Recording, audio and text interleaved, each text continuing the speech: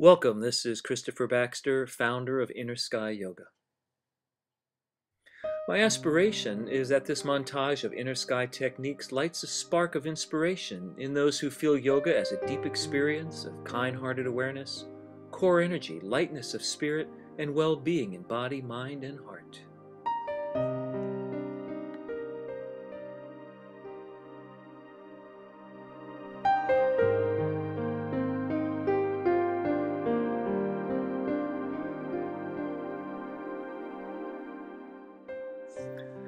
Begin with your knees under your hips and your hands under your shoulders, and then take a hand step forward with your hands. This takes the 90-degree pressure off the wrists. Rotate your shoulders and your elbows so that when you bend your elbows, they go back towards your thighs.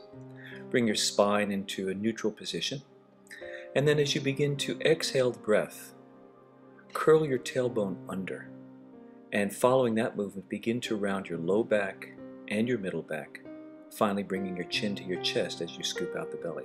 Inhaling, curl your tailbone up, pull the shoulders back, and lift your chin away from your chest. Continue this spinal wave. The movement of the body matches the movement of the breath. A wonderful way to wake up and energize and soothe the spine. As your body starts to warm up here, following the rhythm of your breath, you'll feel the movement tracking from the bottom through the middle through the top part of your spine. And as your body starts to relax, you can begin to drop the hips back towards the heels, bringing new movement into the hip joints and into the shoulders, as well as creating further extension through the spine. Gliding the forehead, nose, and chin close to the floor, reverse the curve in the spine, come back to neutral spine, and continue this wonderful cycle of breath and movement together. A long, slow, deep inhalation as your body scoops forward, and then a deep, powerful exhalation as you relax and scoop out the belly, coming back through neutral. A really beautiful way to open up every fiber of the spine. For added strength, you can reverse the movement, again curling from the bottom to the middle to the top of the spine. If you find this as a struggle for you, then simply pause here and use the previous series of movements. And following this, coming back to neutral spine and just pausing to feel the effect of the movement as it travels through your body.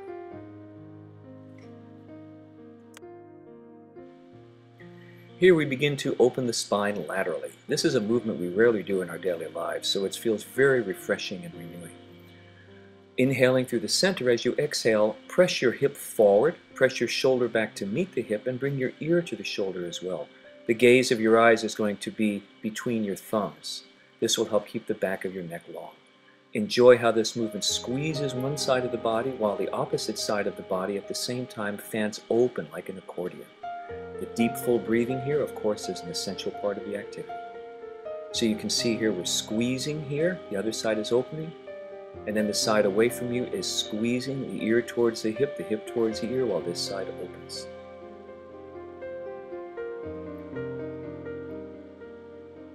Now we take the previous two movements, flexion and extension, and blend them in with the lateral movement. So here we move laterally, then we curl the spine into flexion, and roll to the opposite side, squeezing laterally here, and then opening through the extension of the spine. You can imagine that the tailbone is drawing a circle on the wall behind you, while your skull draws a circle on the wall in front of you. And these two complementary circles give a wonderful sense of fluid movement, creating a great spaciousness in the center of the body. Inhaling as your face comes up, and then exhaling as your face drops. Once you get the hang of it, going through the individual pieces, then you can start to allow the movement to become even more fluid. Someone once said this reminded them of a washing machine.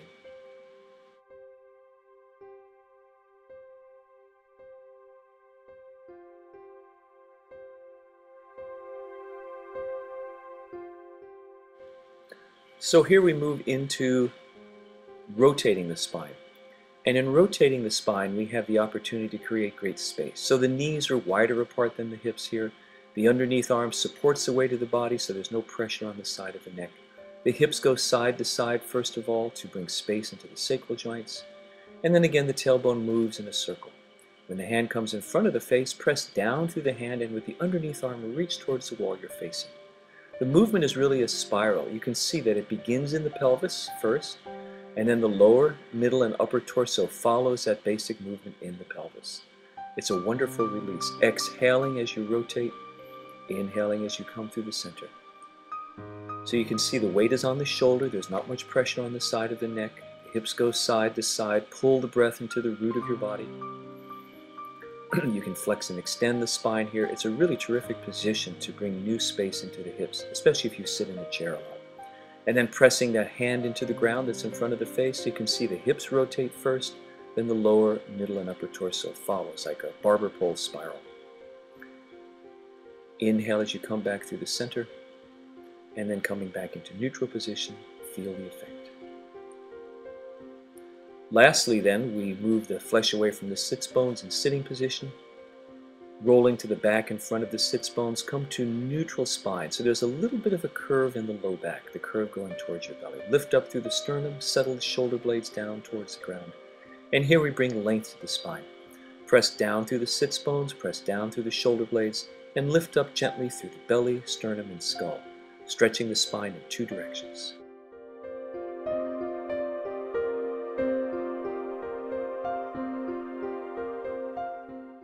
With the knees wide apart, the big toes almost touching, rock your hips from side to side, and allow the breath to press through your body all the way to the bottom of the torso. And then roll forward onto the pelvis, belly, and chest.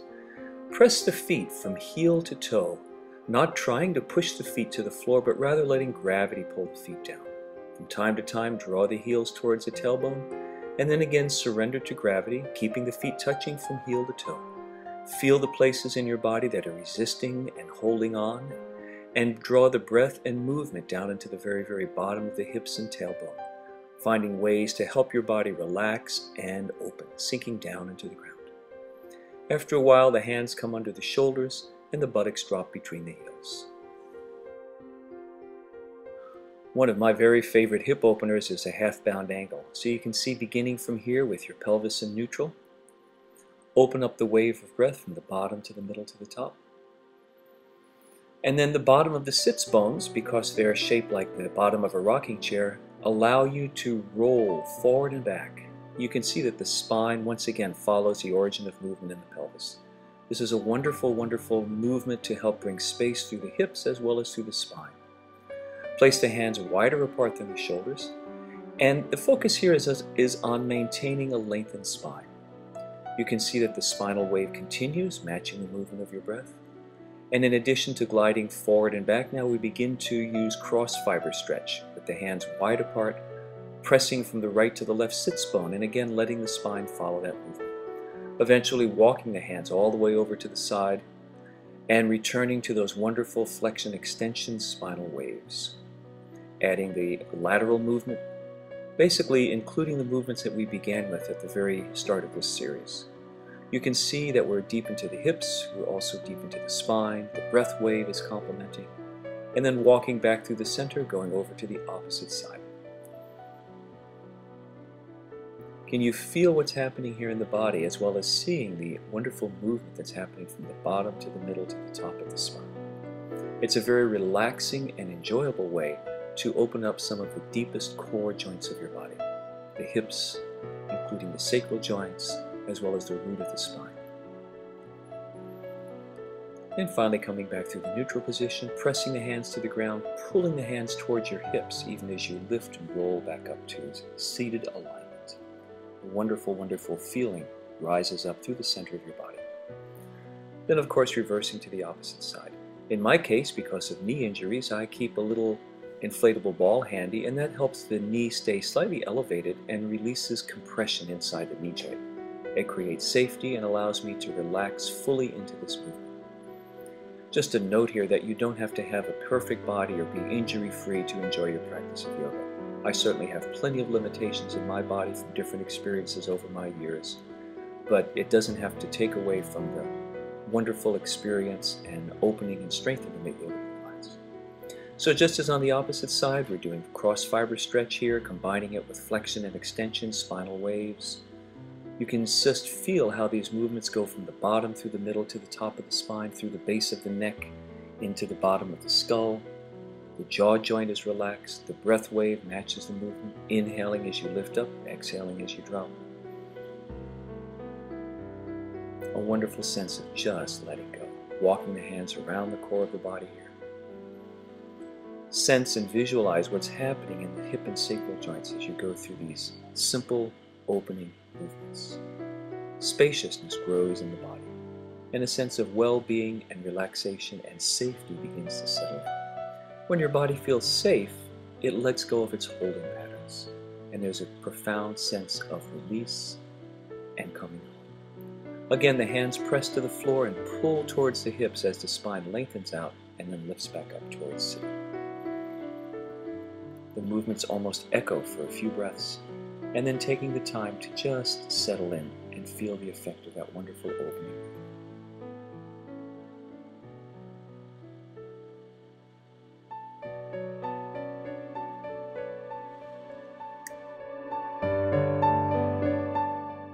Probably no movement in the morning is more rewarding than the supine spinal rotation. Here the right foot presses into the ground to lift the hips so you can rotate them, and then that right foot comes on top of the left knee. My hand comes across to the low back. I want to start this rotation in the root of the body down at the pelvis, so rolling the waist, the ribs. There's a feeling that the body is unwinding from the center out, rolling from the buttock, getting that wonderful deep rotation right at the center of the trunk.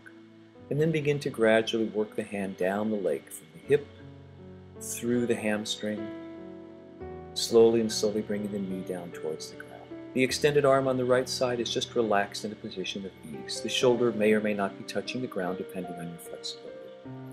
You can see there's a pulsing movement here as you exhale, lightly, easily, gently pressing the knee to the ground as you release, inhaling. The face is also turned to the right. And then completing, coming back to center, the foot presses to the ground, lifts the hips up to bring the body back to alignment. And reverse to the opposite side. Press down through the foot. The hips are airborne. Turn to the side. This allows the body to stay in alignment as you rotate. And you can see here the knee goes towards the ground. The hand comes to the ribs, rolling the trunk of the body, the waist, the sacral joints, the whole hip joint, so you can feel the body unwinding from the core out to the periphery. The breath is, of course, a vital part of this. The face gently turned to the left as the left arm is extended. Wonderful sense of letting go. Deep peacefulness. Rotational movements add a lot of space between the vertebrae. It brings a feeling of openness, pliability, and relief into the core of your body. A sounding sigh can feel really wonderful. Press the foot, lift the hips, level, come to neutral. And here we come into the half supine child. You can see the knee comes up, the elbow goes underneath and behind the back of the knee. My right hand comes across and holds the wrist. This is another passive release movement.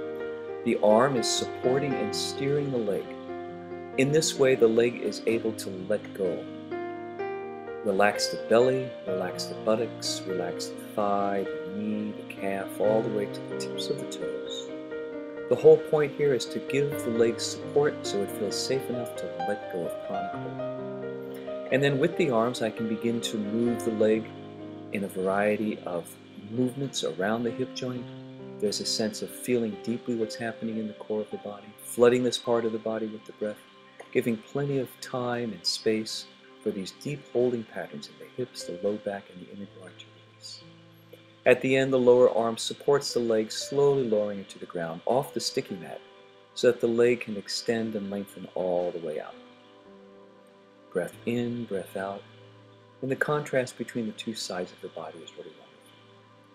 Opposite side, same format. The underlying awareness here is a sense of release, of letting go. The arms are not pulling the leg out to the side. The arms are supporting the leg so it feels safe, and gravity is really doing the work. Of course, when the leg comes back towards the center, the arms are drawing it back there, but as the leg drops, it's gravity that's opening it out to the side. So you'll feel that there's a powerful sense of letting go, of releasing old holding patterns. Deep sounding sigh. Wonderful sense of room in the body to be able to breathe and release.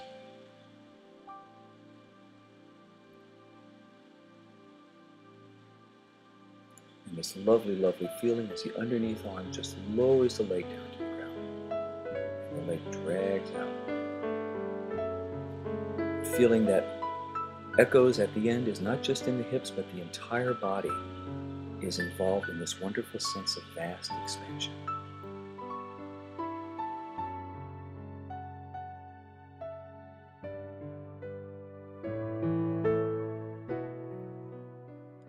And now bringing both knees up towards the outside of the ribs, place the hands behind the back of the knees against the back of the thighs. This takes any pressure off the knee joint.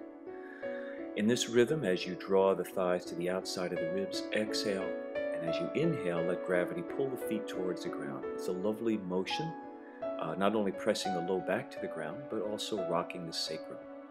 In this next movement now, we combine that pulling with rolling the body from side to side.